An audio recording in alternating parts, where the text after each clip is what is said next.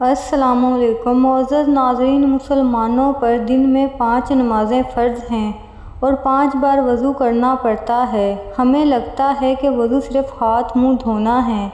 زیادہ تر لوگ وضو کے فائدے نہیں جانتے۔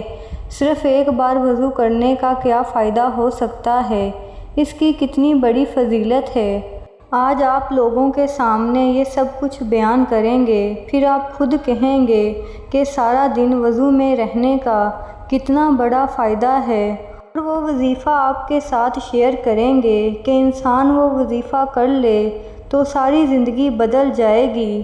وضو کرنے کے بعد یہ ایک وظیفہ کرنا چاہیے، انشاءاللہ جو مانگیں گے وہ ملے گا۔ اس وظیفے کے بارے میں زیادہ تر لوگ نہیں جانتے۔ ناظرین، ہر کوئی چاہتا ہے کہ اس کی دلی مراد پوری ہو، اس کے بگڑے کام سنور جائیں، اس کے رزق میں برکت ہو، اس کے گھر میں جو پریشانیاں ہیں وہ اللہ تعالیٰ دور فرما دے۔ کتنا ہی اچھا ہوگا کسی کے اگلے اور پچھلے گناہ بھی معاف ہو جائیں اور مرنے کے بعد کلمہ نصیب ہو جائے اور شہادت کا رتبہ ملے اور اس کی نظر کبھی کمزور نہ ہو۔ یہ سب کچھ وضو کرنے سے ملتا ہے۔ یہ وظیفہ 90% لوگ نہیں جانتے۔ آپ نے یہ وظیفہ دھیان سے سننا ہے اور اس سے کیا فائدہ حاصل کرنا ہے، یہ سب آج کی اس ویڈیو میں ہم آپ کو بتائیں گے۔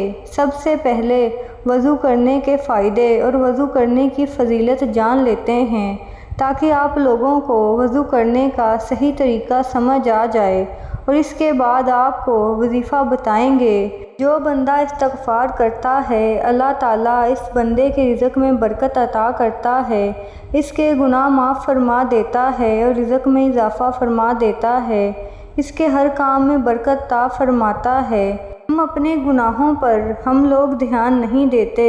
ہم دن بھر کتنے چھوٹے چھوٹے گناہ کرتے ہیں پتہ نہیں ہوتا، اور کتنی ہی غلطیاں کر جاتے ہیں۔ جب روز قیامت ہمارے گناہ سامنے آئیں گے تو ہم کہیں گے ہم نے ان گناہوں پر تو دھیان ہی نہیں دیا۔ ناظرین، آج ہم لوگ زندہ ہیں تو توبہ کا دروازہ بھی کھلا ہے، اس لیے ہمیں چاہیے کہ ہم اپنے گناہوں سے توبہ کریں اور اللہ تعالیٰ سے معافی مانگ لیں۔ لیکن مرنے کے بعد آپ کچھ بھی نہیں کر سکیں گے، گناہ بھی معاف نہیں ہوں گے۔ تو سب سے پہلے وضو کرنے کا فائدہ یہ ہے کہ ہمارے اگلے اور پچھلے گناہ معاف ہو جاتے ہیں۔ حضرت عثمان غنی رضی اللہ عنہ نے اپنے غلام سے پانی منگوایا۔ اس غلام نے پانی لا کر حضرت عثمان غنی کو دے دیا تو حضرت عثمان غنی رضی اللہ عنہ نے غلام سے کہا، اللہ آپ کو کفایت دے، رات تو بہت ٹھنڈی ہے۔ تو حضرت عثمان غنی رضی اللہ عنہ نے فرمایا، میں نے اپنے پیارے نبی حضرت محمد صلی اللہ علیہ وسلم سے سنا ہے کہ جو بندہ وضو کرتا ہے اللہ تعالیٰ اس کے اگلے اور پچھلے گناہ معاف فرما دیتے ہیں۔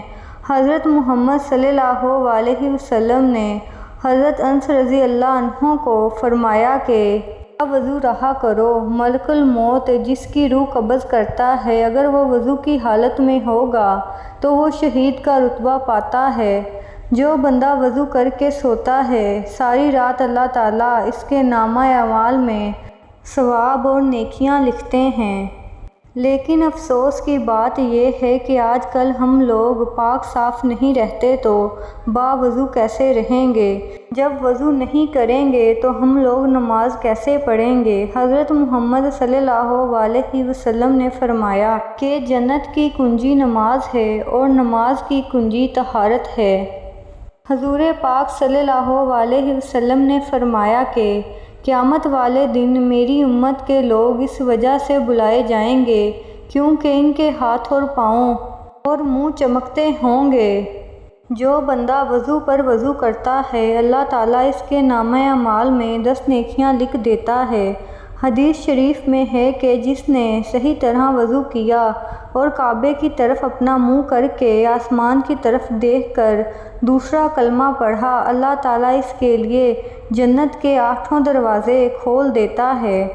باوضو رہنے والے انسان کے جسم کے تمام حصے تسبیح کرتے رہتے ہیں۔ جو بندہ باوضو سوتا ہے اللہ تعالیٰ اس پر ایک فرشتہ مقرر فرما دیتے ہیں تو اس کے نامہ اعمال میں ساری رات نیکیاں لکھتا رہتا ہے، اس کو جنات اور شیطانی وار سے بچاتا ہے، اور اللہ تعالیٰ اس کی ساری پریشانیاں تکلیفیں دور فرما دیتا ہے اور اس کے لیے آسانیاں پیدا کرتا ہے۔